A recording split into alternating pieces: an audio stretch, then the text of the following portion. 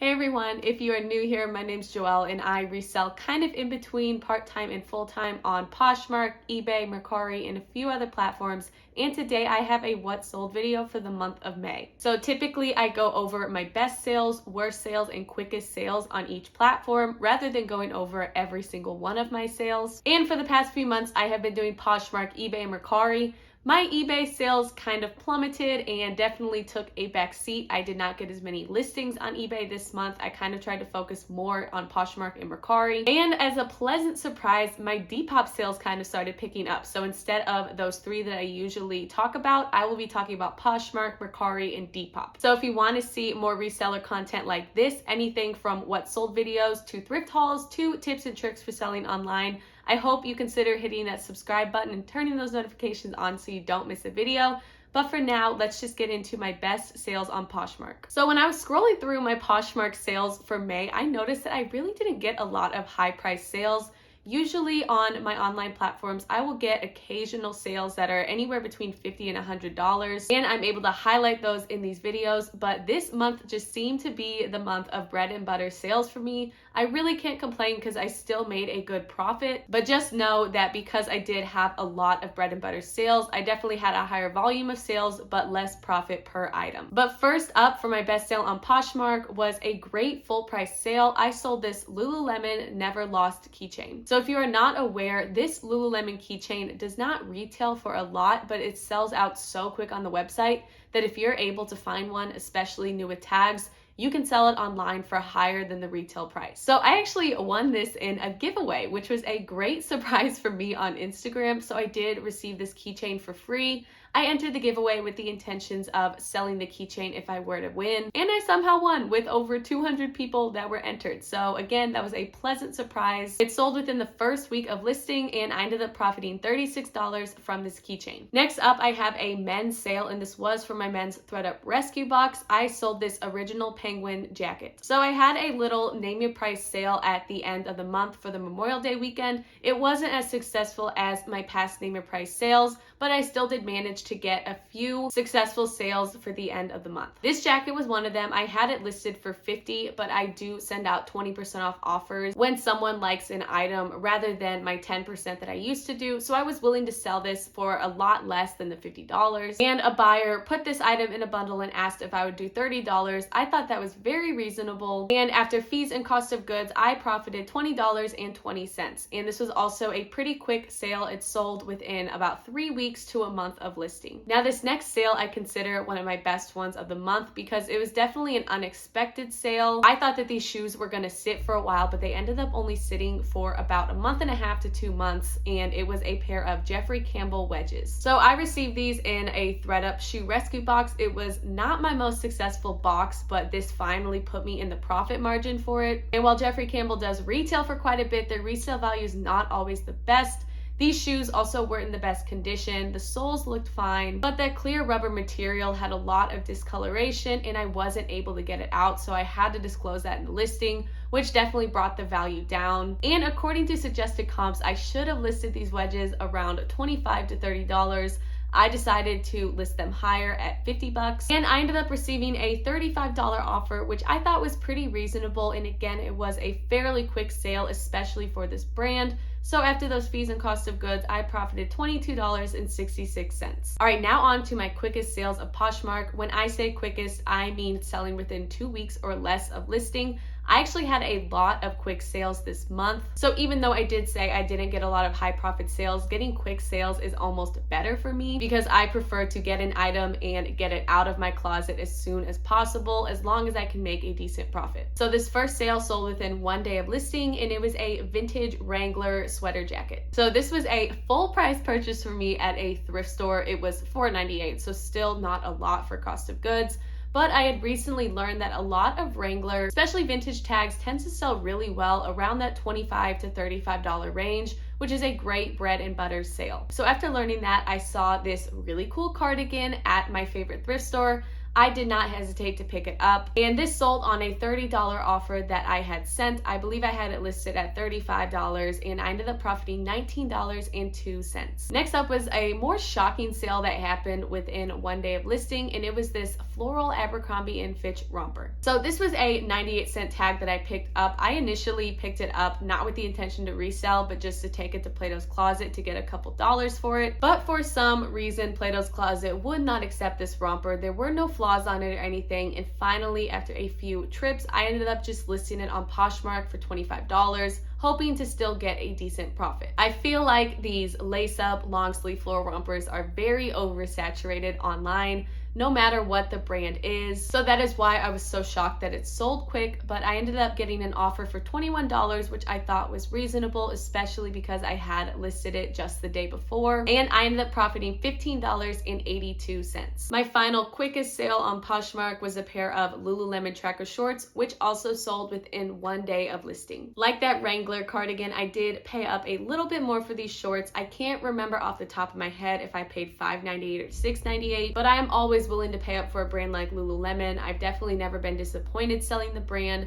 so I did not hesitate to pick these up. So I picked these up confident that they would be a good sale. I did receive an offer for these shorts, and because I just listed them the day before, I thought about accepting, but I also knew the potential in selling Lululemon shorts and that I could get a higher profit from another buyer. But I did send a counter offer, I think for $35, and I'll include a screenshot because the buyer and I went back and forth sending offers, and we finally reached a conclusion to $33. I decided to accept $33 because looking at the earnings that I would receive, it was actually more money than what I would make by sending out a 10% offer with $4.99 shipping, which at the time was my standard offer that I would send out. So with these shorts, I ended up profiting a quick $19.42. All right, now that we have gone over my best and quickest sales on Poshmark, we will talk about my worst sales. My worst sales this month are definitely brands or categories that I will not be picking up again. So hopefully this can give you all some potential insight so that you don't make the same mistakes that I made while sourcing at thrift stores. So first up, this might seem a little bit shocking, but my worst sale was a pair of Miu Miu embellished ballet flats. So I picked these up for $3 at a garage sale, and they were authentic. According to the seller, she had a lot of other designer brands, so I was very confident in that. But these flats were so worn, and honestly, I did think about just selling them straight to another reseller who could refurbish them, flip them for a bigger profit, and get a good sale.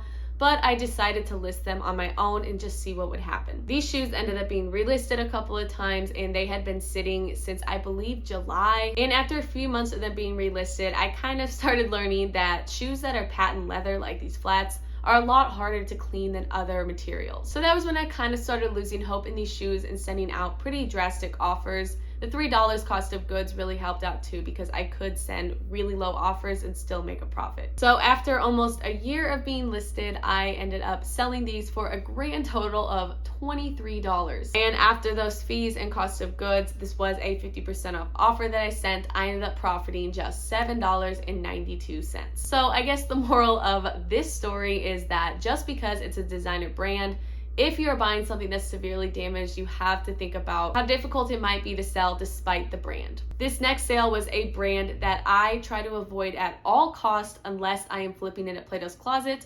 I sold this Splendid midi dress for $20. Now, I will say the exception to Splendid is if it's new with tags, obviously that does add more value, but also shoes. I have heard a lot of good things about Splendid shoes, especially their boots, but when it comes to their clothing, the resale value just isn't the best. So I picked this dress up when I was just a new baby reseller, and it was one of those brands that I definitely had knowledge about in terms of the retail value because I did see it at places like TJ Maxx or Nordstrom Rack. So when I saw this dress for $5 at Goodwill, again, when I first started reselling, of course I was excited.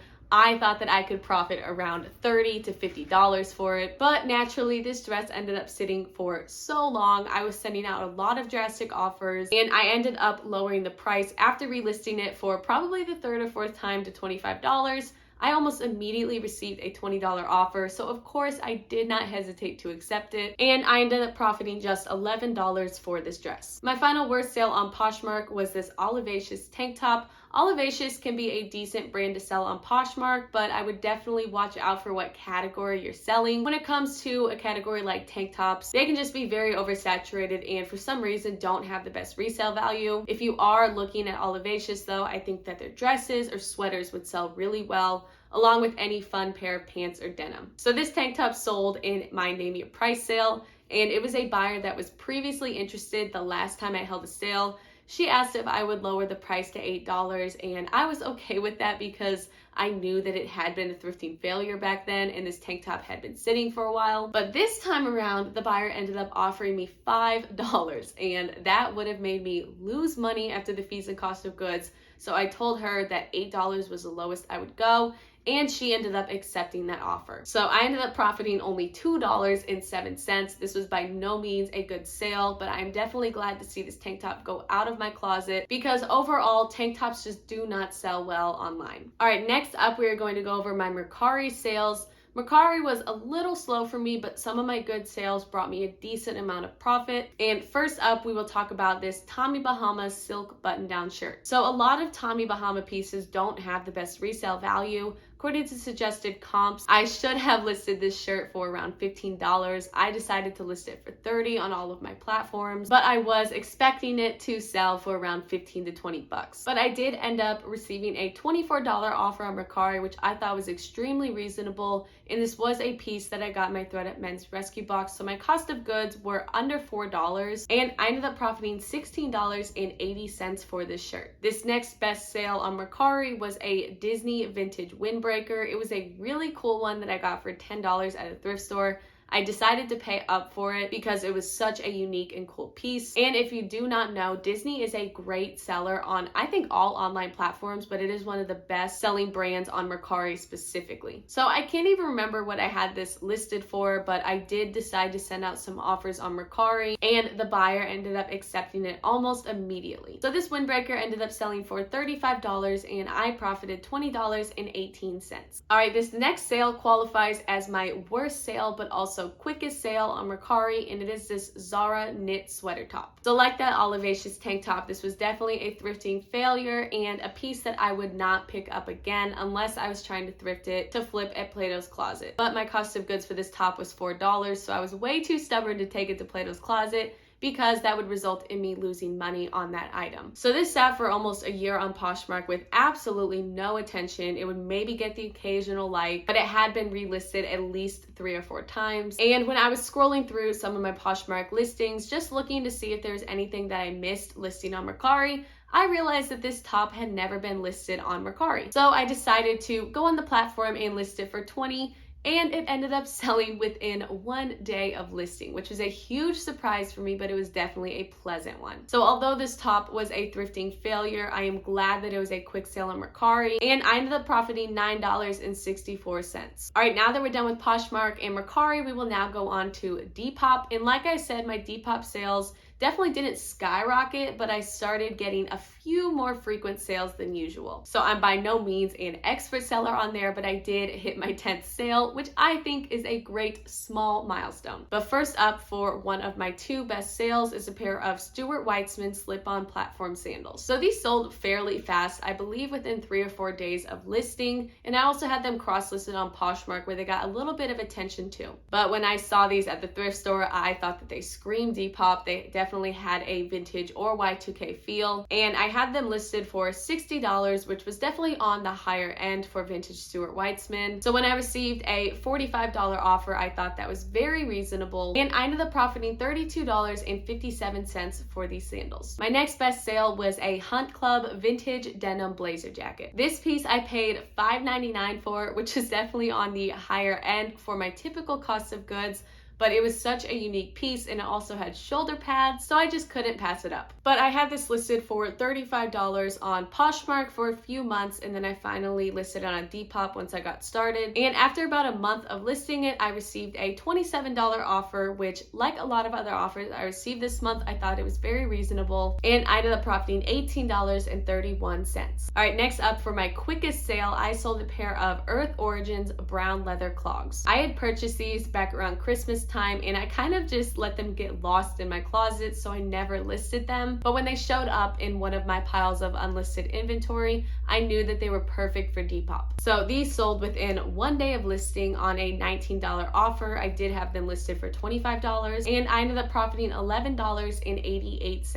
All right, now we will go over my worst sale on Depop. This was kind of hard to define as a worst sale because it was originally a piece that I bought from a thrift store for myself, and it just didn't fit me the way that I wanted to. But I sold this Will Smith mock neck tank top. So Will Smith does not have the best resale value, and although this top was pretty cute, it did not have the tag attached to it, so I ended up just putting it as no brand. And I paid $5.98 for this top, which is a great deal for myself. But when reselling tank tops, especially from a brand that doesn't have a good resale value, I would never pay that much. But it ended up getting a ton of likes on Depop. I think I had it listed for $25, which was pretty high. And when I received a $14 offer, I just figured I would go ahead and accept it and get that top out of my closet so it wouldn't sit for too long. And I ended up profiting $4.66. All right, we have now gone over my best, worst, and quickest sales on Poshmark, Mercari, and Depop.